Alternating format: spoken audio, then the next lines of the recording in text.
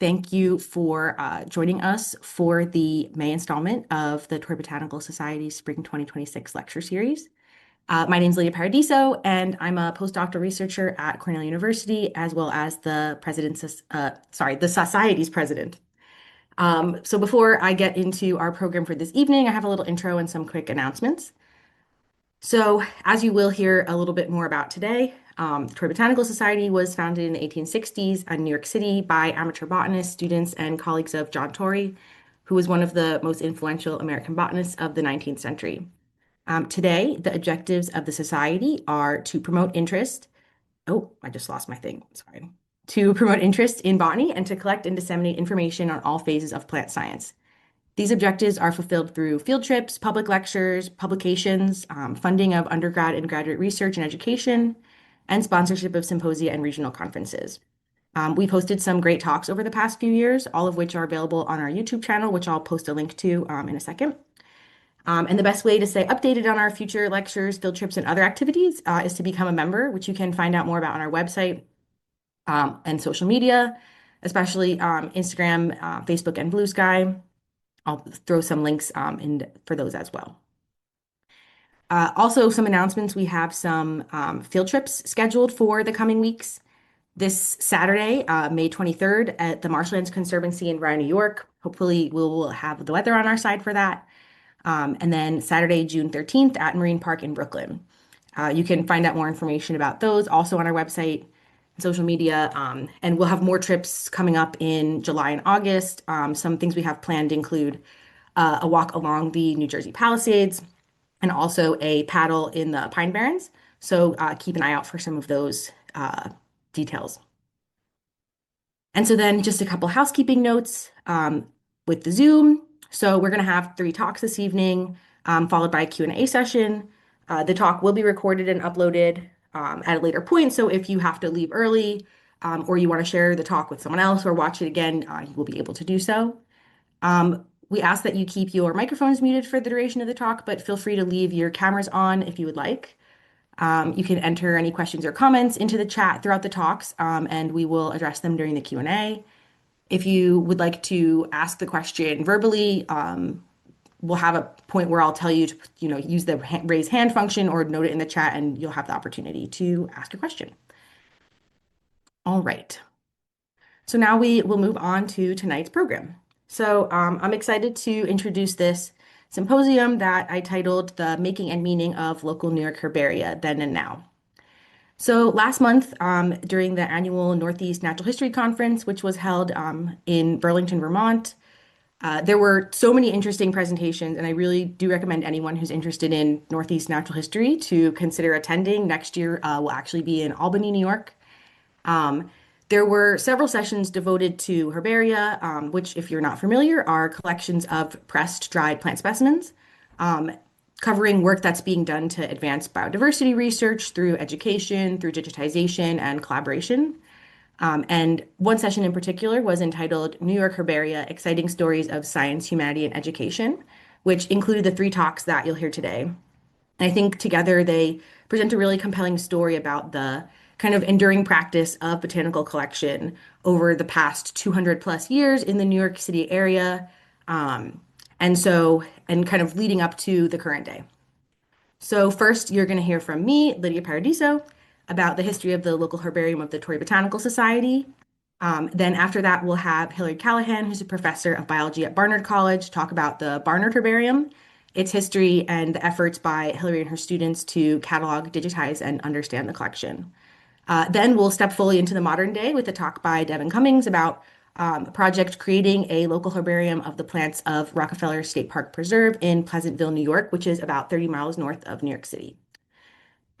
And overall, kind of, herbaria provide us with this vast trove of information, not just about the plants, but also about the people who collected them and the institutions that house them. These stories are preserved over decades and centuries and provide a really amazing connection to the past. And especially at a time where a lot of these collections are threatened by defunding or institutional kind of deprioritization. I think it's really important to share these stories and the kind of diverse applications of these collections to kind of underscored the, importance of continuing to maintain them, but also continuing to build them and establish new collections. All right. So I will get my slides pulled up and we will get started.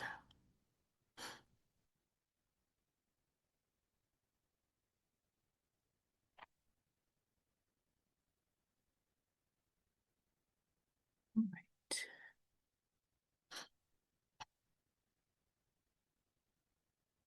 All right. Can you see my shared screen? It's here. Okay, great. So, as I mentioned, my name is Lydia Paradiso. I'm currently a postdoctoral associate at Cornell University in the Lab of Urban Plant Ecology. And prior to that, I was based at the New York Botanical Garden studying among other things, the flora of New York City and the changes that the flora has experienced over time.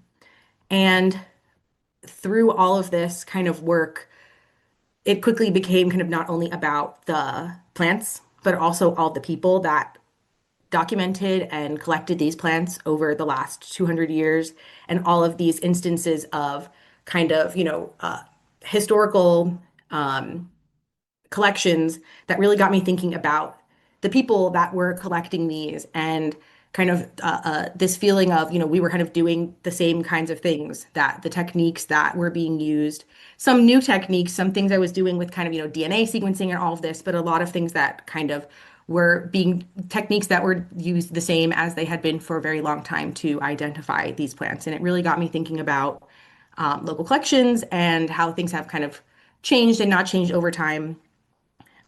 So I'm going to tell you a little bit today about what it was like in the past to try to identify an unknown plant specimen and how the local herbarium of the Torrey Club was able to facilitate that. So first, we're going to imagine that you are living in an apartment in Upper Manhattan and you step outside to go to the corner store to get a drink. And on the way there, you come across a strange plant kind of growing over here in the, the gutter, coming out of the gutter in the side of the sidewalk. And so there's, a couple of different resources at your disposal to try and identify this mystery plant. You can use the botanical knowledge that you already have. Maybe you've taken a class, you know what uh, a grass looks like if this is not a grass. You can use some knowledge that you might already have. You can use an ID app. There's more and more of these things like iNaturalist, PlantNet, Picture This that will use the image that you put in, compare it to lots of different images that it has already classified, other different ways to try and give you its best guess of what that plant might be. You might consult a field guide or a key to try and use the different characteristics to again figure out what this plant is. You can ask your friends. Have you ever seen this plant before? Do you know what this is? You can compare to herbarium specimens. These might be physically, this might be digitally. There are thousands and thousands of herbarium specimens that have been digitized and are available to look at online. If you have an idea of what plant it might be, you can compare to other instances of this plant that have been identified by others, kind of a, analog iNaturalist, if you will. And finally, something else we also have at our disposal is DNA sequencing. So especially if this is something that you really very nondescript something, there's also the option of doing some DNA sequencing to really get at what that is. You can use one of these ways, you can use a combination of these ways, but we do have a lot of things at our disposal. So now let's take a step back to the 1800s. We're going to be in the same kind of situation. So we come out in Upper Manhattan. You were going to go to the local spring to get a drink. And this is an image of a kind of natural spring that was found in Upper Manhattan still even in kind of the mid to late 1800s. There's actually a really cool book that was a man who rode around on his bicycle throughout the Bronx and Upper Manhattan and photographed. There's some really cool photos of like kids and people at these very like rustic looking locations that will I don't remember exactly, but this is somewhere 168th Street, something like that. Anyway, you're going to go get your drink. you find a mystery plant. So how are you going to identify it? Um, we just went through a list of things that are available now. Some of those resources would not be available to you, but others would be. So we found a mystery plant. How can we identify it in the 1800s? We have no ID apps. Not even, well, I guess if you had a camera, you could snap a photo to take home with you. But there was no algorithm to try and figure out what that plant might be. Um, Even a field guide or a key, the kind of state of botanical literature at the time was not very, first of all, kind of accessible to the average person to have tons and tons of books. But even the books that did exist were not necessarily kind of practical field guides to kind of use to key something out in the field, but were these kind of tomes of kind of lists with Latin descriptions of plants that were a lot more kind of geared towards kind of academic use. And also, the kind of amount of plants that had been described also would have this kind of incomplete thing. DNA sequencing also off the table. But we're left with a few tools in our arsenal. We have the botanical knowledge that you may have already gotten. You have friends that you can ask to build off of their knowledge, and you can compare to herbarium specimens. So we have these three different kind of ways that were the mainstays for a long time and can kind of continue to be for identifying not just plants, but kind of any unknown thing. And what all of these things require is some kind of network of people that are interested in the same kind of thing that you are, to be able to have this kind of community that you can bounce ideas off of, compare, trade knowledge with, gain knowledge from each other, share resources, share books, share your specimens, and be able to kind of expand the collective knowledge about what plants are found in your area. And so this is the situation that people found themselves in kind of after the end of the Civil War in the US. There were more and more people that were very interested in kind of botany as a field, and lots and lots of kind of what we call today community science, where there were people that were not necessarily trained or professional botanists, but had this growing interest that would get together and meet. So in the late 1870s, we have the Columbia School of Mines, which is basically an engineering. Today, it's the Columbia Engineering School. Worked very closely with Columbia College, which was kind of the liberal arts arm, if you will, with this Columbia School of Mines. And so we have this cool kind of reminiscence from a paleobotanist, Arthur Hollick. Of course, this is not from a picture from when he was a student, but I thought it was really interesting to see these kind of ways written down. Each person had a small local herbarium and did their best that they could to identify and name their specimens with the aid of the Gray's Manual, which was a book that was very popular at the time. The only instruction they received in botany was one lecture a week during one term. So they were left entirely to their own devices in far as assistance in securing botanical information was concerned. But these students were dedicated and interested, and they heard rumors about this club that would meet somewhere in the recesses of the old buildings. And they found this group and were then able to bring specimens to meetings, discuss them, help each other identify them, and go on field meetings. So then go out into the field together. And so when Arthur Hollick and his classmate Nathaniel Britton, who would go on to be the first president of the New York Botanical Garden, first kind of joined the society, it had been running for about 10 years. It also began in this kind of organic way where people would come to John Torrey, who was kind of a professor emeritus at this point at Columbia, with questions. And I like this that they were greeted with two hands, so kind of like open arms. And so over time, this built momentum until it became evident that they possessed a working force, and they established the Torrey Botanical Society. And a paper that looked back at the 29 original kind of founding members, only 8 of them were botanists by profession, and the remaining individuals, various different kinds of trades. You'll notice there are a lot of botany adjacent things in here: florist, gardener, herbarium assistant, landscape architect, but also someone whose primary employment was as an insurance agent. a businessman, teachers, medical doctors. So a combination of this kind of professional and amateur botanists, if you will. Not necessarily amateur in the sense of how much knowledge they did or did not have, but in terms of, kind of what their profession, what were they primarily making money from. But so attracted people of all different kinds. And one of the very first things that they set out to do as a group was to assemble a local herbarium. So the very first issue of the Bulletin of the Torrey Botanical Club, which is still published today under the name the Journal of the Torrey Botanical Society. This is the very first issue. The second article, they say it's desirable to have specimens of plants from all of the districts preserved in a herbarium by themselves for reference.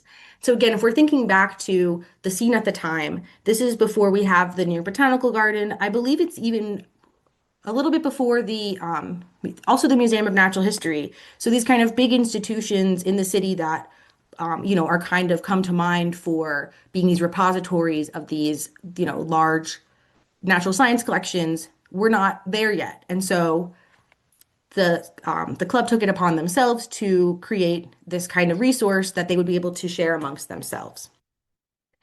And so because we didn't have these kind of institutional buildings in which to kind of house these things started out a little bit differently.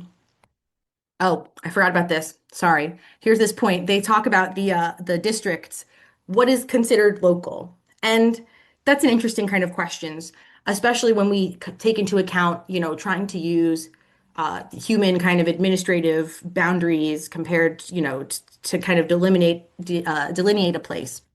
But the Torrey Range, which encompasses this collection, currently, when we talk about the Torrey Range in the society, it includes the 25 counties within 50 miles of New York City. But this has only been the range since the early 90s. Prior to that, the range was much larger. It was 100 miles of New York City, so including 60 counties, including a lot of Connecticut, almost all of New Jersey, even into Pennsylvania. And so this encompassed a lot of different, like many different ecosystems, many different ecotypes, but with some, kind of shared geologic history and things like that. So for the purposes of this, when I talk about kind of the extent, it does include this very large kind of range. Okay, so now we're going to talk about where did we have this original herbarium. So in the beginning of the herbarium's life, for the first 4 years, from 1870 to 1874, the local herbarium was actually housed at the home of Timothy Field Allen, who was the club vice president. And I believe he was chiefly a phycologist, so he studied algae. And so in every issue of the bulletin for those 4 years, at the very last page, it would list the address of the local herbarium as 3 East 33rd Street, which was located just about a block away from the current location of the Empire State Building. Of course, the Empire State Building was also not built at this time. In that location was actually the Astor Hotel, which was this big fancy hotel that then was knocked down. This is an image of a street nearby on 35th and 5th. But you can kind of see we have these, horse-drawn carriages with these buildings. There's a tall church in the background. But so within one of these type of buildings is where we would have had the collection. And so as it was beginning to grow, how it was kept, I'm not really sure, still digging through some different kind of old documents to see if there are any mentions of these. But it was definitely doable at the beginning because there were not, the collection was just starting off. And so you'll notice I have here until April 1874, because in the summer of 1874, we have some kind of move happening. So April 1874 is the last time that we have 3 East 33rd Street listed as the location of the herbarium. For the rest of the summer, we have a notice that says the club will have no regular meeting for the summer while the herbarium is transferred to other rooms. And you'll note here what they're talking about is not the local herbarium, but the Columbia College Herbarium, which was where you can see the club meets regularly in the herbarium at Columbia College. So a separate collection that spanned a much larger kind of um, geographic area. But so my thought is that when that herbarium was transferred to a new location, that perhaps the Torrey Club's herbarium was also transferred there because in the fall, when the club starts to meet again at this new location of the Columbia College Herbarium, there's no longer any mention of this, of Timothy Field Allen's apartment as the location of the herbarium. But there's not too much kind of talk about it in the official records, at least. And so it likely remained there for this period from 1874 until 1894, when we have it come up again that it's going to be moved. And so from 1894 to 1901, it was housed at the College of Pharmacy of the City of New York. So we had things happen kind of quickly here, which I think is really interesting compared to how some things move nowadays. In October, at the kind of monthly meeting of the club, they said, you know, we heard there's this new building that the College of Pharmacy just finished up on 68th Street. And there was one of the members of the club, Henry Rusby, was the professor of botany and materia medica at the College of Pharmacy. And they said, can you see if they would be interested in housing our specimens? In return, all the pharmacy students would be able to use the collection as well. And especially, the study of botany is very tightly tied with the study of pharmacy and medicine, especially the kind of further back you go. So this presumably was a pretty good agreement between these parties. And so just a few weeks later, Dr. Rusby said, the trustees of the College of Pharmacy say it's a go. And within another month, they had transferred the location.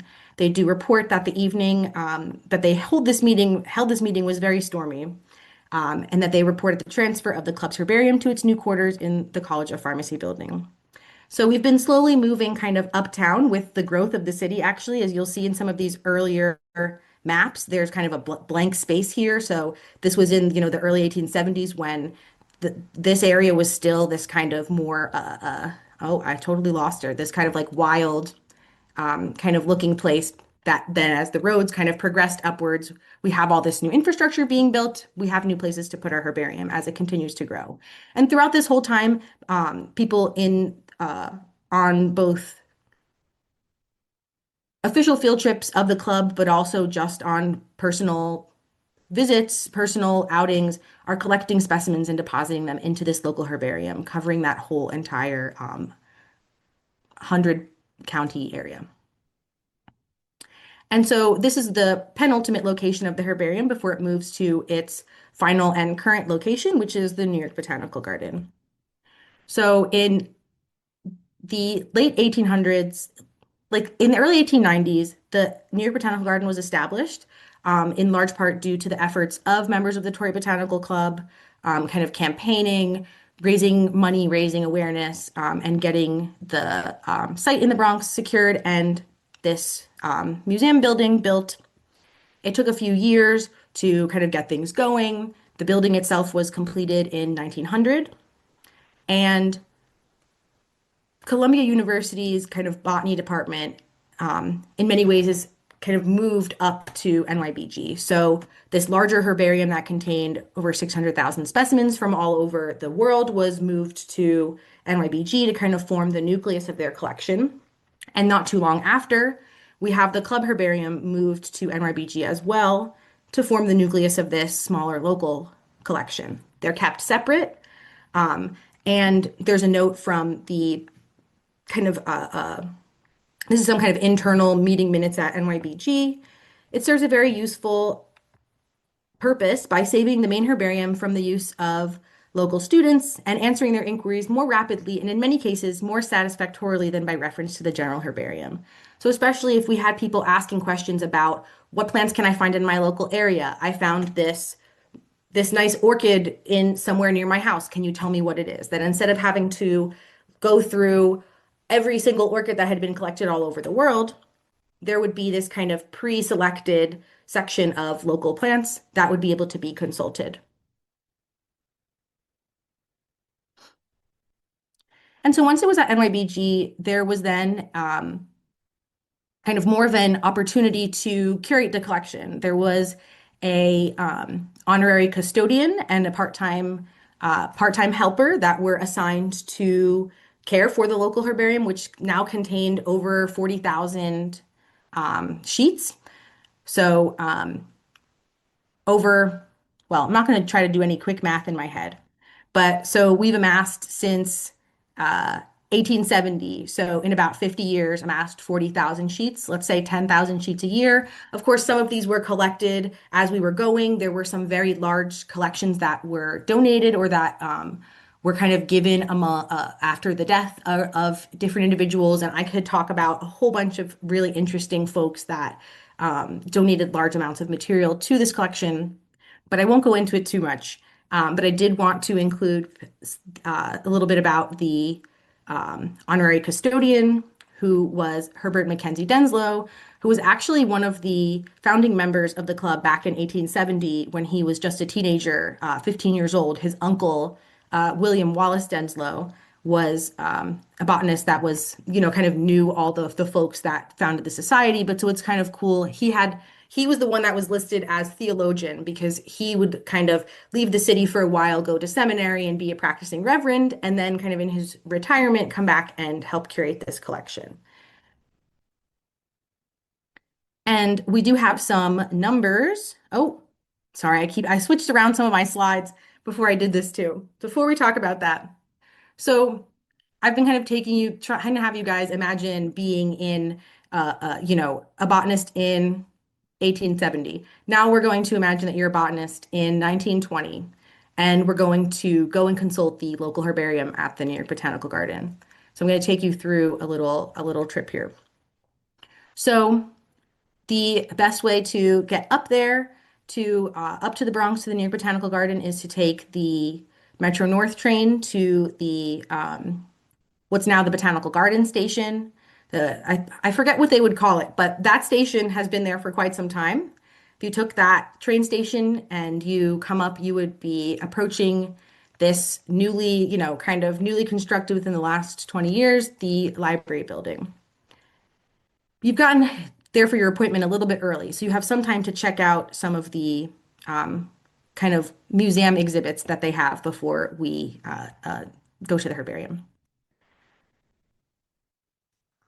So you will go here onto the second floor where they have these large cases that have displays of all different sorts of plants of the world, economic uses, the different plant families, etc. And where we want to go is kind of down here to the end of this hallway. So we're going to step through this first room of cases and down to this display of the local flora. And so this was a kind of wooden, stand that you could flip through just like you would flip through posters at the store in the mall and kind of look at all of these preserved specimens, each one representing a different plant family that's found locally. I do wonder what happened to this piece of craftsmanship because it would be really cool to kind of have. But so a great way to display all of these different families for the public to kind of come in and also get to see how these are preserved and the kind of art that goes into rendering all of these specimens to really capture what that plant looks like. And the last thing you will do before your appointment is pop down into the basement to take a look at the paleobotany collection. So these are not just random rocks that are placed in here next to this radiator, but presumably have some kind of fossilized plant imprinted or kind of embossed onto there. And this whole collection ended up was donated to the Yale Museum, which is where they are today. But so now we're going to go up into the herbarium. And so this was the main herbarium room in 1908. We have these cool, these fans. We've clearly got people doing some work. We've got all these specimens out. And if you've ever been into the herbarium at NYBG or any other kind of like large herbarium, in modern times, we have these, space has become more and more of an issue. And so these cabinets here that are not very tall, now we have cabinets that are much taller, that are, you have to get a little step stool to reach to the top. We even have things that are on compactors. So basically, there's a big, a chain that all of the cabinets are on that you can turn a crank and kind of move things that you can use the space more efficiently. Um, but here we can see all of these specimens piled up in all of these cabinets that would be able to be consulted, organized in some kind of manner to be able to know if you're looking for a specific plant family from a specific location where you'll be able to find it. But even at this point, there was, starts to be space issues. So if we want to go to where the local herbarium is, they're going to have to take us through a little bit of a maze where we go past some hallways lined with more and more cabinets with these, glass doors that we have then all these cubbies inside full of specimens. We'll go past some temporary storage in these cardboard cases where we, could pull out each one of these and have more specimens stored in there. And then we finally make our way to our local herbarium cases. These get to be in these steel cabinets that actually the society donated some of these cabinets along with the specimens in 1901. And so now you can look through these cabinets knowing that all the specimens that you encounter in here have been collected within 100 miles of the city. So you're interested in the plants of Union County, New Jersey, where I'm from, for example, there are a lot of really cool collections from there, especially in the 30s. This would be the place that I would be able to go and look.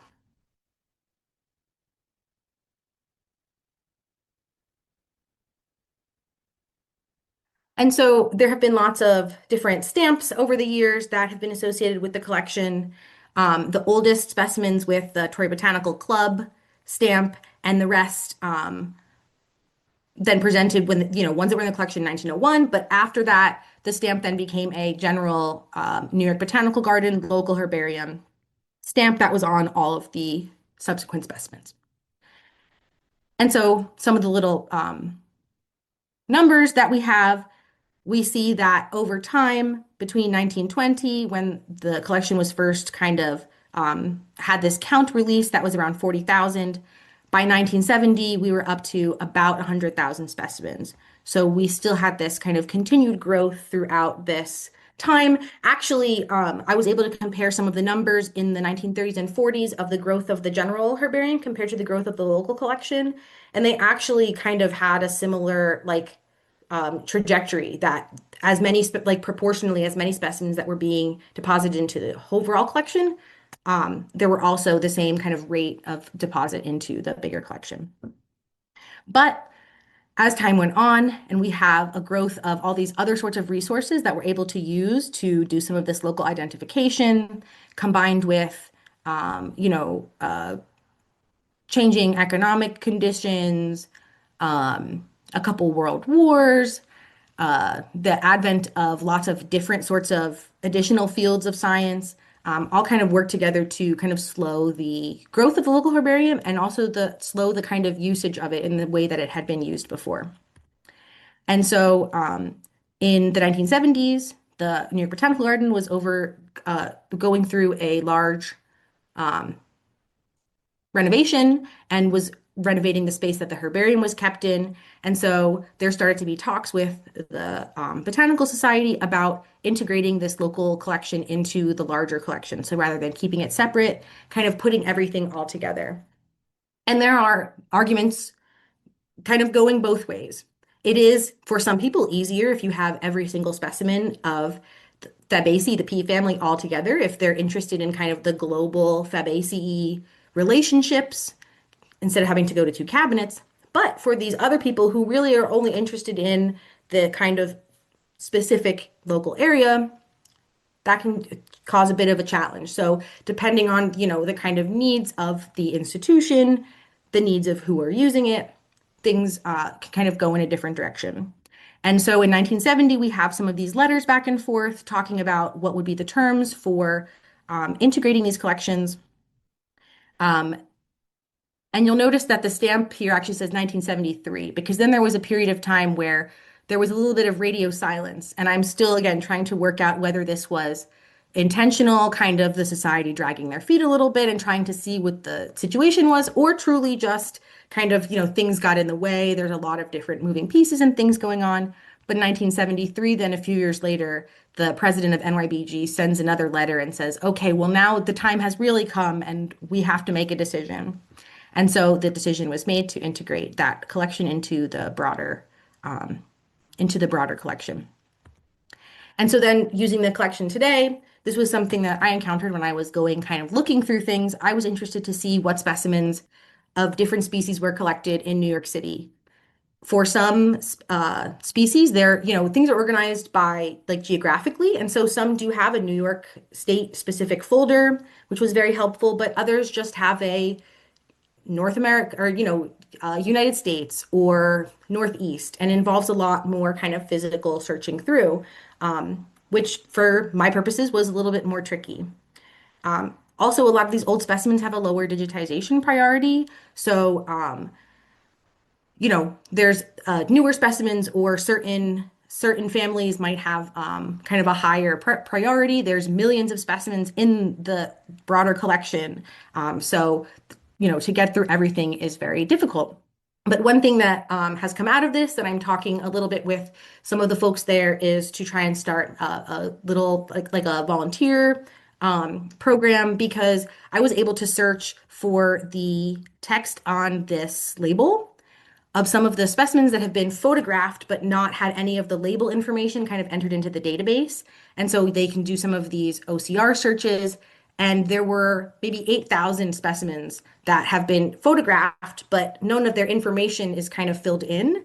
And so there's all of this information that could be more available to researchers kind of all over the world about some of these, you know, in some cases, plants that don't even occur in these places anymore that were collected that could be used for morphology or genetics or biogeography, looking at effects of climate change, all these different kind of uses that these specimens can have scientifically, and then all of these kind of interesting stories about the people behind them.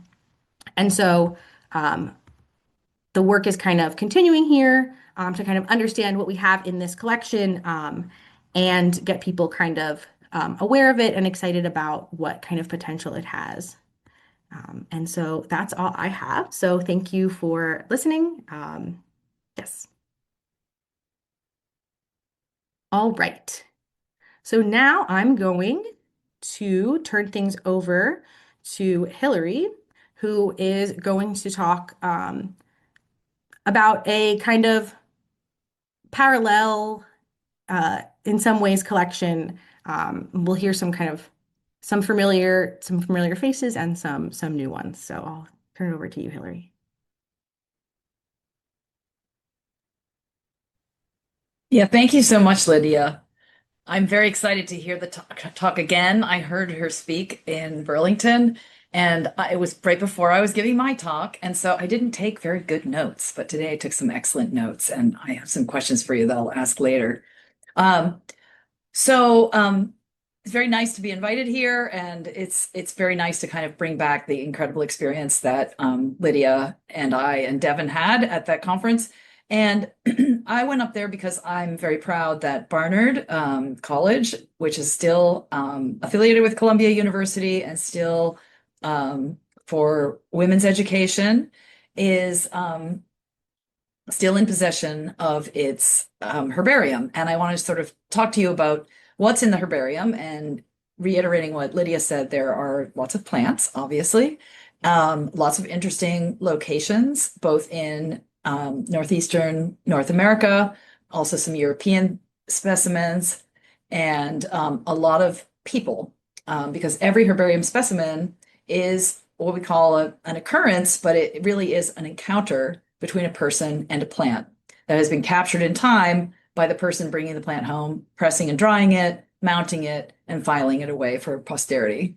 So one of the reasons why, oopsie, I need to do oh, here we go.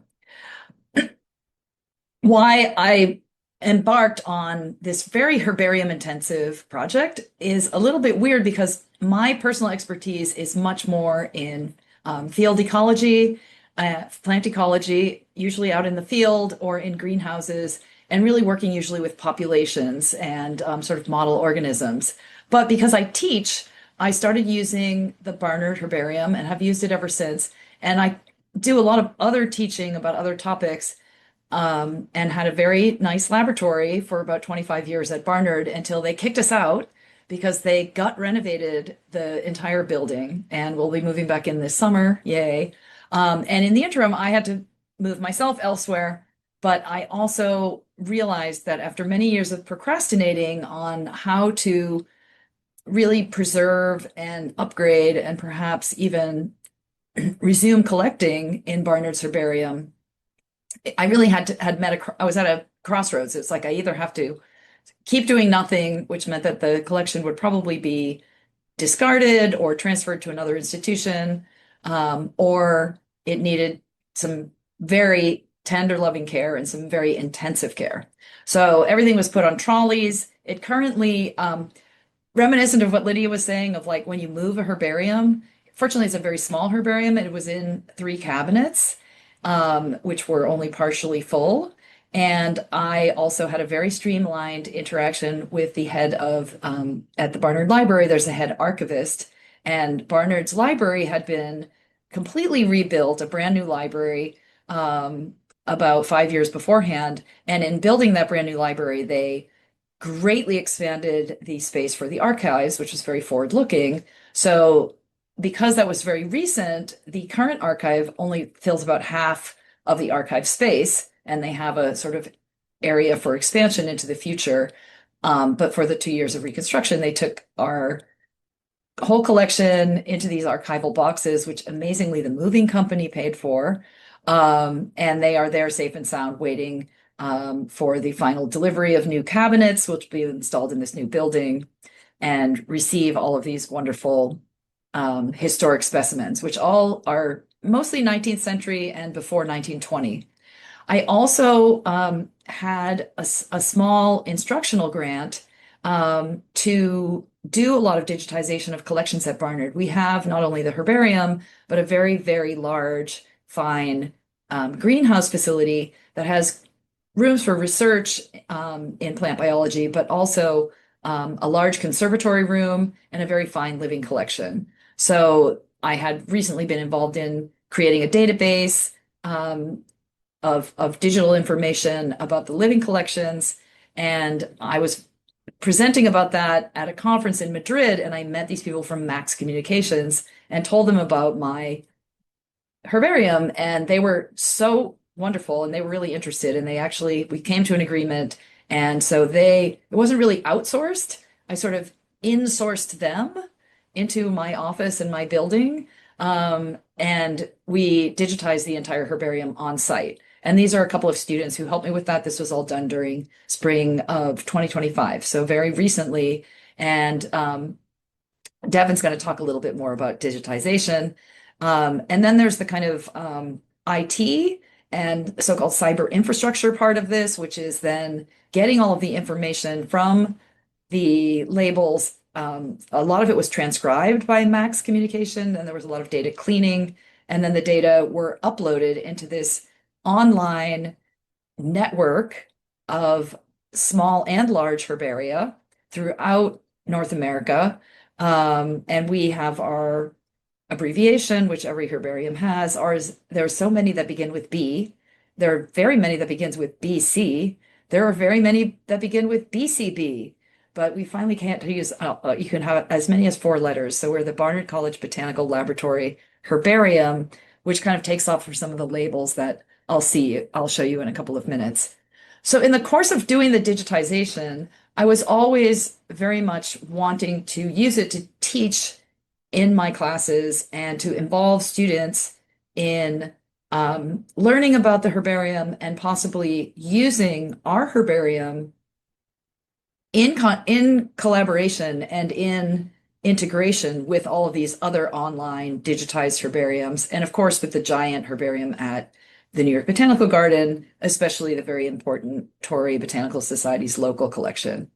So what I got almost overwhelmed with is it's kind of a blend of botanical science and botanical history with what's increasingly being called like the environmental humanities. I just became very, very interested in why are all these plants being collected at the time that they were collected, and how are they useful to us today? They are very useful as kind of a jumping off point for current and future conservation biology of our local flora and the local vegetation. But they are also a window into the past that can inform those current and future conservation efforts, but also illuminate where science was being done, when, how, and why. And as a biology professor at a women's college, this was especially compelling because we remain, we're historically and remain today with our emphasis on women's education. So one of the first things after I got everything kind of digitized and cleaned up is I did want to look at who collected. And the other thing that you see here in this slide is that I also developed lesson plans to teach the students how to take the digitized information about the herbarium, and they do get a glimpse of the material physical herbarium, although that's very difficult right now because of the construction and storage situation. But the students really do learn to use some statistical and coding skills that are really actually general skills for anybody working in any kind of natural history, not just about plants, but any organisms and any collection, whether preserved in museum form or living collections, or even for that matter, digital data about plant occurrences out in the field, like from iNaturalist and from other more professional efforts. So I teach students how to those skills, but I have them apply it very hands-on to our own collection. And one of the things I think was going to be on your left, on the opposite side from the yellow, is a breakdown of the digitized portion, which is about 97% of the entire collection, and who did all the collecting. And it was really interesting because I think you guys can see my cursor. The Britons were involved in providing specimens to Barnard. I think a lot of that was because every good collector is always collecting duplicates, and usually a specific number of duplicates, but they either had a spare duplicate or they took an additional duplicate for Barnard. The same is true of George Valentine Nash, who was an employee at the garden, as was Percy Wilson, Arthur Heller, and a number of people. What's also very interesting here, of course, some of them don't have collector information, but there are a lot of women here. Sarah Louise Clark, I'll talk more about. She's our amazing contributor. Emily Gregory, I'll talk more about her, an amazing PhD level expert in plant science, including knowing a fair amount about how to teach botany for sure, but also about collecting and creating herbaria. Elizabeth Britton, of course. Jean K. Howell was a woman botanist affiliated with Bryn Mawr College. So this is all, and actually students really find this very compelling. And then the other thing that we did is we then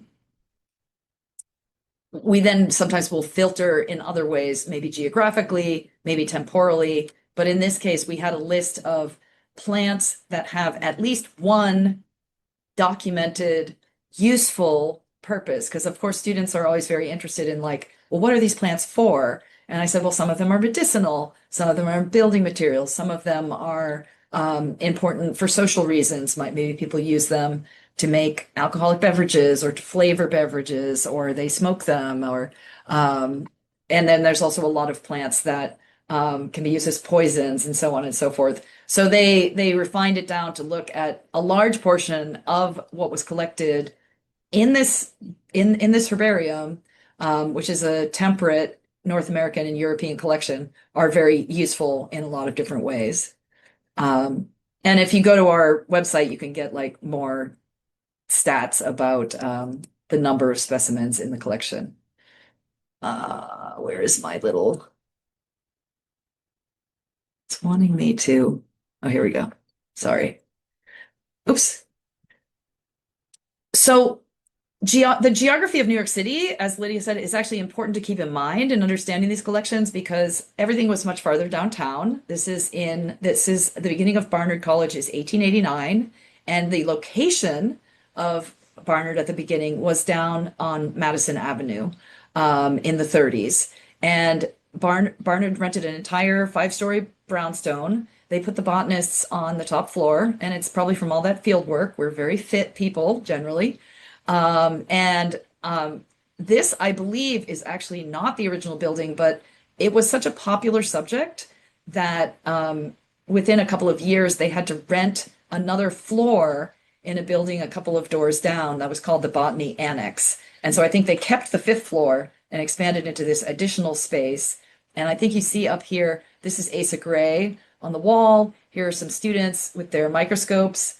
This man, Jimmy, was an employee in the building and a black man, and nobody knows his last name, but you can see here he's very trustworthy and very clearly very well regarded by the botanists because they're allowing him to take some of these models, which might have been glass or fiberglass or paper mache in and out of the cabinets at the rear here.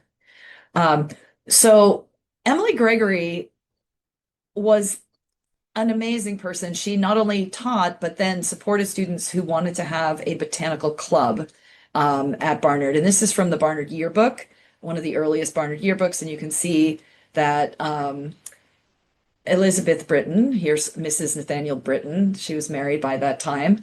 And in fact, she and Nathaniel Britton met at a Torrey Botanical Club meeting, by the way. I recently learned just today. That's how they met. They were both very good botanists. The officers here are students, and you can see there's also a mix of all these Mrs. people. Like you were not allowed to go to Barnard if you were married as a full-time four-year student, but there were a lot of so-called special students, and there were also a lot of members of the Barnard Botanical Club who were not students at all, but they were just women who loved botany, and maybe they some of them overlap with women members of the Torrey Botanical Society, but some of them were clearly more comfortable or interested in joining Barnard's club.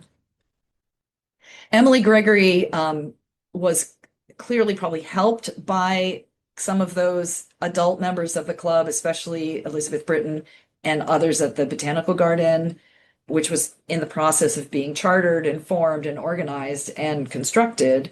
But she herself did collect plants. We were able to figure this out because she collected a small number of specimens that I was able to find digitized. And you can see she had this she had this very spidery handwriting that was very distinctive.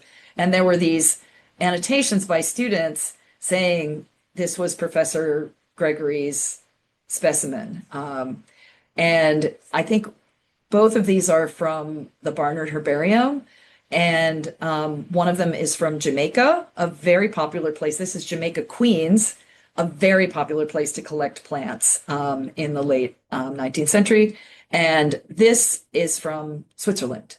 So Emily Gregory was very engaged with other scientists in Europe. That's where she received her PhD, in Germany, and she would travel back and forth during the summer months. Tragically, as many people did, including Emily Gregory, she died of pneumonia and there were no antibiotics then. And there is a lengthy obituary about Emily Gregory written by her friend Elizabeth Britton in the Torrey Botanical Club bulletin with her signature. Again, there's quite a lively correspondence between Emily Gregory and Nathaniel Britton, which I know Phil Emerato, my colleague from Barnard, is here. A lot of the histories of Barnard College get some things right, but keep a lot of things very superficial. I've, as a botanist, gone very deep into what was going on. And boy, did she negotiate hard to set things up so that she could run the Barnard Botany program the way she wanted to run it. And the way she ran it was very much integrated with the ongoing creation of the New York Botanical Garden by the Britons. And I'm very proud today to be carrying on that tradition because I work really closely with people at the New York Botanical Garden as well. Here's just a couple more specimens. This is the label here is from a flora of the Pine Barrens of New Jersey, still a very important area for plant biodiversity globally and in our region. And this was collected by Mr. and Mrs. Britton and Percy Wilson. And over here is a George Nash collection. And I think I put this one on here because it was actually collected by a woman, but he, I think, mounted it and labeled it and saved it in his herbarium. So one more person, interesting types of people who were somehow involved with creating the Barnard Herbarium. So we have these specimens. This is, you guys will recognize this as milkweed. In pencil down here, it says pleurisy root, which again can be used medicinally, something that people would take if they had a cough, like I have now, probably allergy induced or from a cold or any other asthma, that you can make some kind of medicine out of this. And this collection, though, it says Williamsbridge, which is just, I think, 2 stops up on the train line from the Botanical Garden, or back then the Bronx Park stop. And this person also didn't use families. He called things orders, although he wrote them with the ending that we now use. And but it was always kind of this mystery. And there were over 300 of these in our collection. And it was like, who is this person? He used the same paper, same layout, didn't use a label, wrote right on the paper. And they were all obviously transferred to the Barnard Herbarium at some point because they got this stamp down here. And then here's our barcode and stuff from 2025. Well, lo and behold, even though there is low digitization rates for the Torrey collection at the New York Botanical Garden, there was one that was very similar. It's catnip, and it's from not only the same place, it's from the exact same day. So it's from the same trip. This man collected these plants, dried and mounted them, but kept this probably in his personal herbarium, maybe offered many of them at a club meeting, but whoever was in charge of the herbarium was like, no, we don't want this, but we will take this one. And that went into the local herbarium. So there's a connection there. And the other connection was that it said here, and I think it was actually annotated in the digitization, it says Herbert L. Johnson, MD. And it's not Herbert, it's L. Johnson. Herb refers to the herbarium of L for Lawrence Johnson, MD. So that was like one of those aha, hallelujah moments. Here it is kind of enlarged for you. And you can see the importance of these specimens. The New York Botanical Garden one has here an annotation label from somebody who was working on a project. So I'm very keen to get now that the Barnard Herbarium is more open to the world of botany, that other scientists will be able to use either digital or the physical collection. So who was Lawrence Johnson? Then another aha moment. I think it was literally on Instagram one day from some medical library in North Carolina. They were like, today's book is about the Wood's Library of Medicine, which was this extensive textbook series in the 1880s published by the William Wood Company in New York. And here was a volume, one of 2, authored by Lawrence Johnson, AM, MD. Lydia, I need to cross-reference. I don't know if he was one of the 4 MDs who was a founding member, but I think he was. The timing is right. He was a young man from New York originally, served in the Civil War with the New York Artillery Regiment, and then was promoted from private to lieutenant because he was obviously very smart and very hardworking, and was captain of a Negro artillery regiment in Kentucky, and survived the war. He was not there as a doctor, but he probably was inspired to then come back to New York and train at Bellevue Hospital as a doctor. And as you know, back then, a lot of people who were doctors were often botanists, and he became a botanist, a very fine botanist, and taught medical botany at the precursor to NYU Medical School for many years and wrote this textbook. The other thing that's crazy about him is that he took classes at the New York School of Design because he loved drawing and painting. And some of the plates in this book are actually his own paintings. And this is one of Barnard's specimens, which I think is from his personal collection of that species. And they really kind of resemble each other. There are not a lot of these, but I was hoping there would be at least one. And was like also, again, one of those aha moments. And lastly, here's an ivy that is, he did not collect. He actually says here that it was collected by a man named Alphonse Wood. And it says at the club. So I think this was probably growing on the wall of either the Columbia Herbarium or more likely the College of Pharmacy. And I just imagine like this Alfonso person like coming in and saying like, here, Larry, put this in your herbarium. And he did. And then he also immortalized it in his book because he taught the elements of botany as well as enumerating a lot of medicinal plants in his textbook. So one of the things that has made all of this, really exciting for the students, bringing it back to like what I can teach them about research skills in kind of digital natural history, is that you can use a lot of online, digital, and even artificial intelligence tools to read herbarium specimens, but you can also use them to read documents. So I introduced them to Biodiversity Heritage Library and this tool which can extract scientific names out of texts. And so we were able to extract all the species listed in Johnson's textbook pretty quickly, and we're cross-referencing those with his collection. They actually don't overlap as much as I had hoped, but the students then did an analysis of their main uses, and many of them are medicines, and many medicines are also poisonous at the right dose. And anyway, it's been very exciting to learn about Lawrence Johnson. And I want to wrap up by talking about Sarah Louise Clark, who was the top collector. She's what we call a lady in red in Wikipedia. There's not an entry about her. There's just sort of some fragmentary information. But she joined the club, as did many other women, on June 19th. May 27th, 1891. And she, I don't know if she was at the next meeting, which was in June. And then, of course, they did adjourn over the summer, typically. But at about that time, she was already married and a mom to 2 young children. And she and her husband moved very famously into the Hotel Beresford, which is the location of today's Beresford apartment house, which is where a lot of celebrities live. It is right across the street from the American Museum of Natural History. And it was a building designed to cater to ladies who didn't obviously cook or clean for their families, but had to manage the servants and didn't like to do that, even that. And I believe that her husband, I know, was very prominent attorney, very wealthy.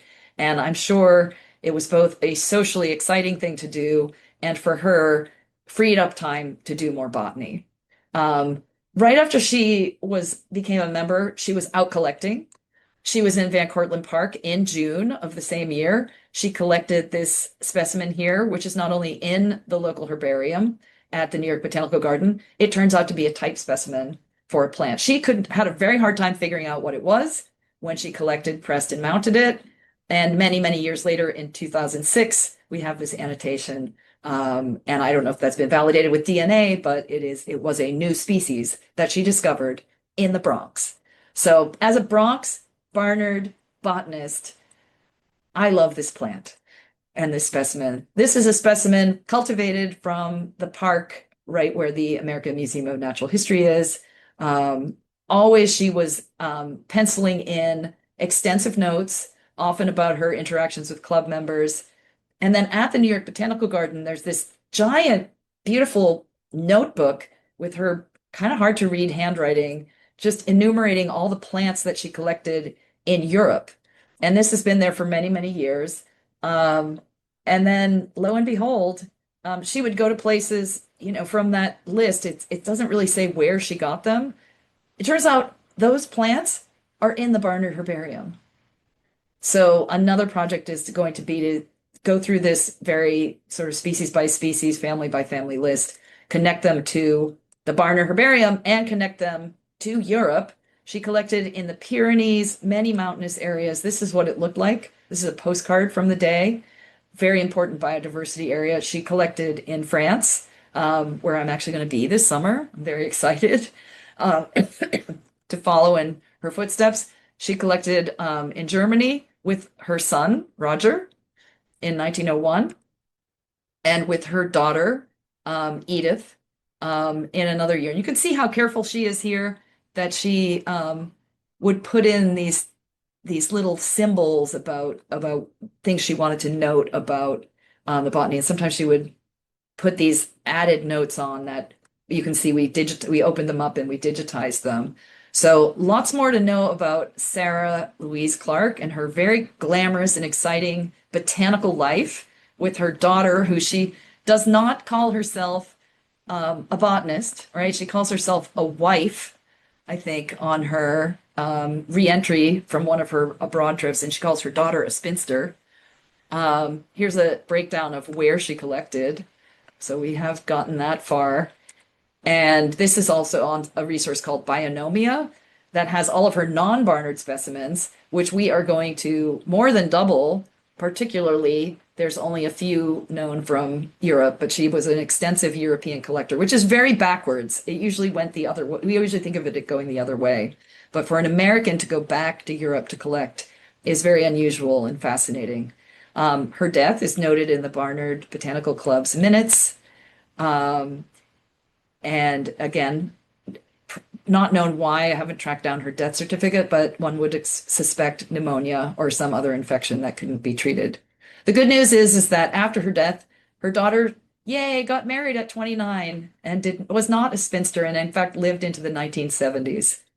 So I just really want to thank so many students. And what's up next is Devon, but I also want to say that I think I have a student who's going to do a lot of geocoding and georeferencing of all of these specimens. So if we can get Barnard done, then we can move on maybe to the local collection at Torrey and the ever fascinating and maybe the topic of a future talk, which will be the Hunter College Historic Herbarium. But yeah, sorry, in the interest of time, let's go Devon. Yes, thank you, Hilary. All right. And now we will turn it over to Devon, who is going to talk about a modern effort to create and digitize a herbarium collection.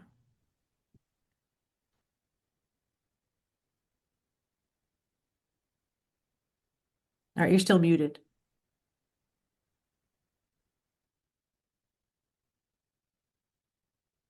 Oh, you're still muted. Okay, now I'm Oh, back. there we go. Perfect. Okay, But thank now the screen share, I think, went away. Thank you. Thank you. Technical difficulty. Okay. All right, there we go. Okay, great. So this is a very different kind of talk. It's not about the history. It's about creating a herbarium now, today. New plants, new herbaria. My name is Devon Cummings. I'm currently working on 3 floors from Westchester County, and one of them is at Rockefeller State Park Preserve, which I'm going to talk about today. When people ask me why I'm collecting plants, I tell them I'm creating a snapshot of what is growing in this location at this time. If the collection is taken care of, scientists hundreds of years from now can look at these specimens and say, this is still growing here, or this species has migrated, or these plants no longer grow here. These specimens are pieces of history that impart critical information about the past. As Hilary said, they're a window into the past. They impart information like environmental changes, the introduction and spread of invasive species, morphological or phenological shifts. This data can be used to aid in plant conservation today. The importance of having physical specimens can't be stressed enough. It's proof that the plant was growing there. Photographs and plant lists can be useful, but a vouchered specimen gives you a verifiable record that can be measured, DNA tested, and assessed in person repeatedly. At Rockefeller State Park Preserve, there have been historic lists made from the flora, but these are not verifiable and could contain misidentified species or inaccurate information. Physical specimens can solve this issue. So I'm going to talk a little bit about our methodology, how we are going about establishing these herbaria. So Rockefeller State Park, my colleagues and I started this flora at Rockefeller State Park Preserve in 2021. Over 1,700 acres were gifted by the Rockefeller family to the state of New York. It's an oak tulip tree forest containing meadows and wetlands.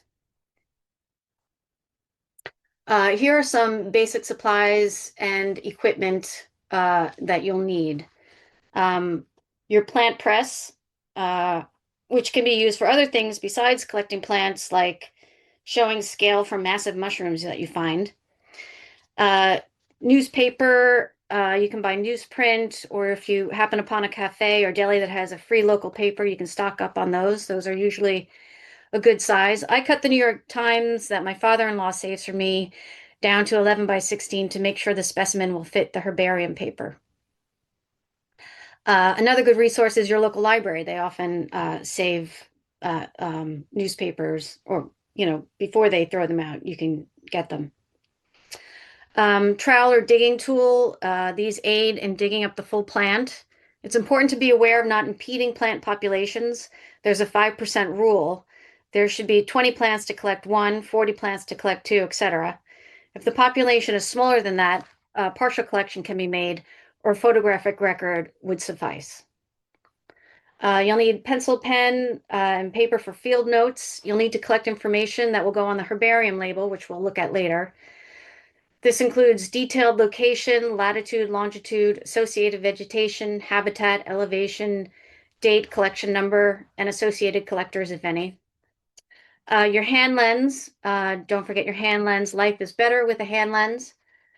Whenever the news is getting to me, I go outside with my hand lens and I look at something, and it gets me out of it.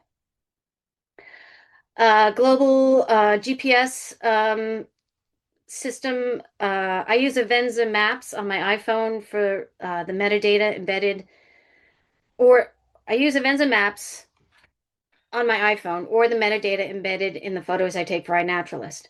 But you have to confirm these locations because sometimes your phone can be way off. Each collection I make gets an iNaturalist record, which you'll see later can be linked to your Symbiota record. Camera or smartphone for the iNaturalist record. It's important to take detailed photographs. Always take more than one image, please, to show the morphology of the plant. And so at the bottom of this, you can see this is some old equipment not used anymore, a vasculum, which was a container used by botanists to not crush their plants. And next to that, this is Alice Eastwood, a famous historical botanist, using a plant press just like the one I'm using today. So now the fun part. Picture yourself in the field. It's 95 degrees out and 90% humidity. You're covered head to toe in an effort to save off the bugs and sun. You're sweating through your clothes, but you're okay because you're in the woods looking at plants. Pictured here are my colleagues, Patricia Butter and Devyani Mishra. We were working off a historical list of plants. Some of those plants on the list we haven't found, and many more were added to it. We made 14 first collections from the county, found several rare plants, including Crotalaria sagittalis over here, not collected due to its rarity, and Cyperus echinatus, in which there was enough to make a collection. The use of iNaturalist has been very helpful in our efforts. Many times we use other people's observations as a jumping off point to find a particular species. You can create an iNaturalist project encompassing your area of interest and set it so that any observations taken in that place will automatically filter into your project. Alternatively, you can just look at the map and see what other people have posted in your area. The data input, the not as much fun part. This is the data you gathered when you collected your plant. All the information you wrote down in your field notebook goes here. We use Darwin Core, which is a standard data layout. Using this standard will help with uploading to Symbiota or any other botany database. Once all your information is added to your spreadsheet, it can then be used to create your labels that will go on the mounted specimen. As you can see here, this is all the information you collected: scientific name, detailed location, description of plant and environment, associated vegetation, and also a link to the INAT observation. What you want to say in these descriptions is information you can't gather from the specimen. For instance, I wrote here, it was found in full sun with visiting pollinators and other insects, in this case, a ladybug on the stem, and that it was growing inside and outside of a fenced area. This information is not available by just looking at the specimen. Other things you might note is soil composition, fragrance, height, if it's a partial specimen, things of that sort. Plants need to be dried thoroughly. Here's my drying setup. A small personal heater under my plant press, which is held vertically so air can flow through. Heat speeds up the process, but it's not the most important element. Low humidity is key. I keep a dehumidifier going 24/7, so all the plants I have in my workspace will remain mold-free. Once your plants are dried and your labels are finished, you can then start mounting them onto herbarium sheets. All herbaria, with the exception of a few, use standard size mounting sheets, 11.5 by 16.5 inches. This is why you cut down the newspaper so the specimen will fit. Mounters use either tape, glue, or a mixture of both. I use archival glue, carefully mounting the specimen with the label always in the lower right-hand corner. Then let dry overnight with weights on top to ensure the plant is adhering to the paper. The next day, I touch up the specimen by either gluing parts that didn't adhere or sewing onto the paper large parts such as thick stems or large fruits. Don't take shortcuts with the freezing process. I can hear a collective gasp. I learned this the hard way. To kill any bugs on the specimens, freeze them for 5 to 7 days, let thaw a few days to reawaken any dormant critters, and then freeze again. Here is an example of a destroyed specimen due to insect damage, and it's so sad. It makes me so sad. This is another example of why digitizing is so important. I would have had to go out and collect another specimen, but I didn't have to because I had already imaged it. And there is enough left of the specimen to be useful if DNA was needed. No point in pulling up another plant. It's important for all herbaria, but especially small ones, to get your information out there. As Lydia was saying, the local collections are low priority for digitizing in large herbaria. So do it yourself. You want something done? Do it yourself. You can add your records with or without photographs, but if you can, imaging the collection is preferred. This makes your collection available to the global scientific community. Best case scenario, use a full-frame DSLR camera. I tether the camera to my laptop and use Lightroom Classic for image capture. You don't have to connect your camera, but what I like about that is I can control the exposure, focus, and hit the shutter all without touching the camera. You could go out and get an expensive copy stand to hold the camera and a rigid light box, but you don't have to. I'm using a tripod hitched to an old pipe for balance. I got this light box from Amazon and it cost about $70. It's a foldable one. It came with the lights that attach to the top, and the fabric inside is reflective, so the lighting is even. Use what you have. Don't be afraid to MacGyver your setup. You don't need a professional studio. I post-process my images. Not everybody does that. I crop in, adjust the levels or curves, and make sure the color is correct using the color patch. I think it's just nicer to have a brighter image. The next step is registering your herbarium with the index Herbarium. That's a tough one to say. So on the NYBG website, there is a link to register your herbarium. It will ask you basic questions like location, contacts, herbarium details such as types of specimens, whether you're collecting vascular plants or fungi, etc. Who is collecting, number of specimens, and once you do this, you'll be on the map, a legit herbarium. And then you can start uploading everything to Symbiota.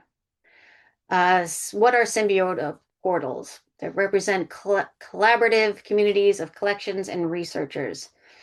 To be part of Symbiota, you need to join a portal. There are many to choose from based on where you are or what you're collecting. There are portals specializing in plants, invertebrates, lichens, etc. Symbiota will host images for free up to a point. The first 25 gigabytes are free, and then it's $2 per gigabyte per year. I chose the Mid-Atlantic Herbaria Consortium for Rockefeller based on where we were located. There are detailed instructions on the Symbiota website on how to upload, and questions that you can't figure out can often be answered from one of their excellent YouTube videos or via the help email. And then here is your final result. Your full record online with an image, and something else Mac does is allow for a reference URL to link to your iNaturalist record so you can see the plant in situ. So you have all your information, all that stuff, all that information you collected, big, beautiful image, and a link to the plant in real life. And that picture makes me very happy. And that's it. That's us in the field.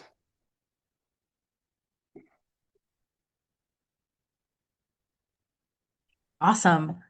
All right. Thank you so much to Devon and Hilary for giving those great presentations.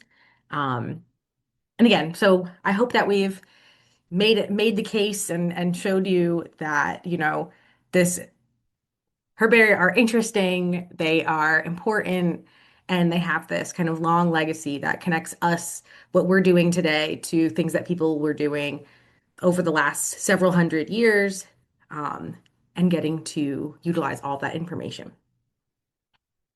So now we can open it up to questions. So if folks have questions, feel free to put those into the chat or to give a little hand raise and we can get into them.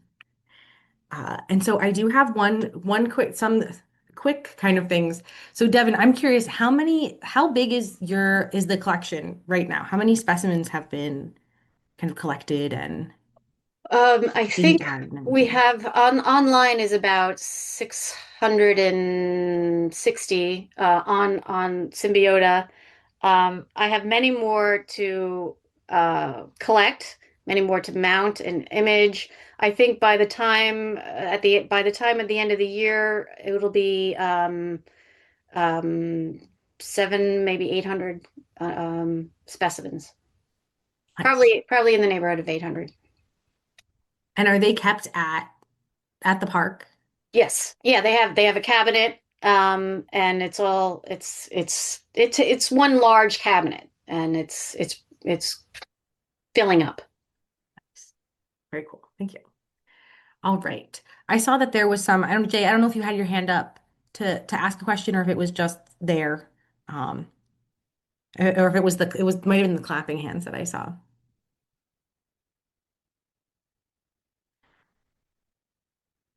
All right. Well, I actually have a similar kind of question for Hilary, I guess. So you mentioned the collections being kept in the kind of library archives. Is that a temporary thing while the kind Yeah. of buildings are still being renovated? So will they eventually kind of be back in Yeah. your lab? Yeah, I already have the purchase order in to get brand new cabinets. And our moving timeline is in place. So sometime in the 2026-27 school year, we will actually do the physical move. And since it's only, it's a little over 3,000 specimens. So it's not that big a job. I mean, it'll take a day, and probably gonna have a student volunteer day to do it. And then once it's there, it's just a matter of like setting up an appointment to come to Barnard and come take a look at it. And we will probably also have like an open house event or something to celebrate. Very nice. I have a question for Devon. And I don't know if Jay has a question, but Devon, are you publishing not only in Symbiota, but are you publishing in GBIF? I'm planning to do that, yes. I just started researching how to do that, and it's not too difficult. It's just a matter of figuring it out. But yeah, I plan to do that. And it's where your specimens are collected. I would like to publish to GBIF, but I have been dragging my feet, which is sort of justifiable because I don't have the geographic information coded into our database yet. But I do have a student who's very interested in doing that. It's tricky with historical, actual textual descriptions but there are kind of pretty set ways to do that. So. Mhm. Yes, but you do bring up a good point, right, of having the GPS point versus having to locate sometimes, 3 miles north of this town, a little bigger error of question. It's nice when people collect near lakes or mountains because they're still there. Yeah. Very true. All right, so Jay, you have a question. You can go ahead. That's funny. I work at the Museum of Natural History, and I spent some time trying to find actual diorama sites. And when there's a nice landmark like a lake or a mountain in the background, it makes it easier.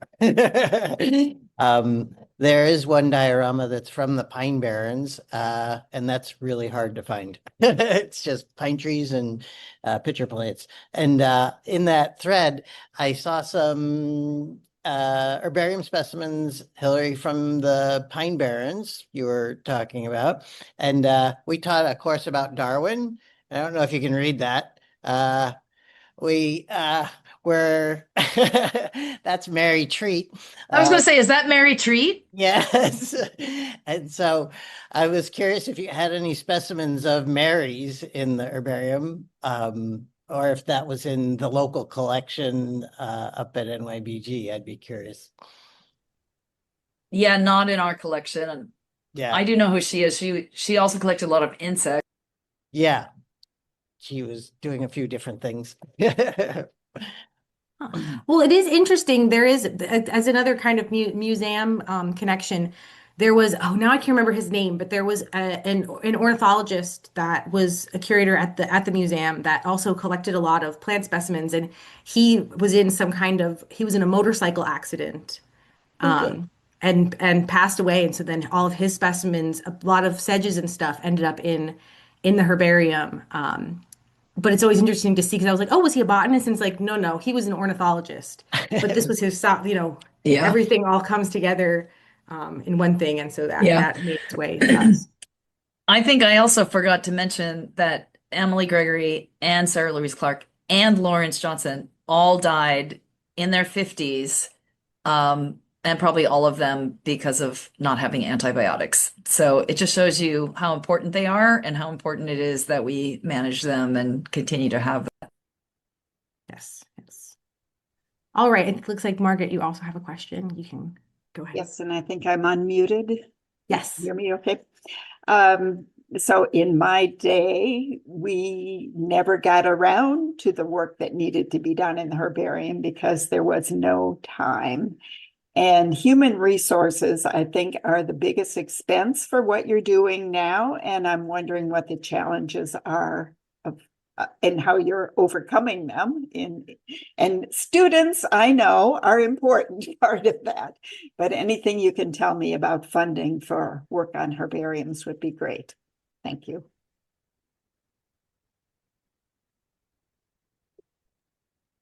Anyone? I don't know how Devon is doing it. I mean, I guess it's sort of part of her job, but at Barnard, yeah, it's definitely like justifying the expense of doing a lot of the maintenance and restoration and digitizing was in the name of like it would serve student classes and projects.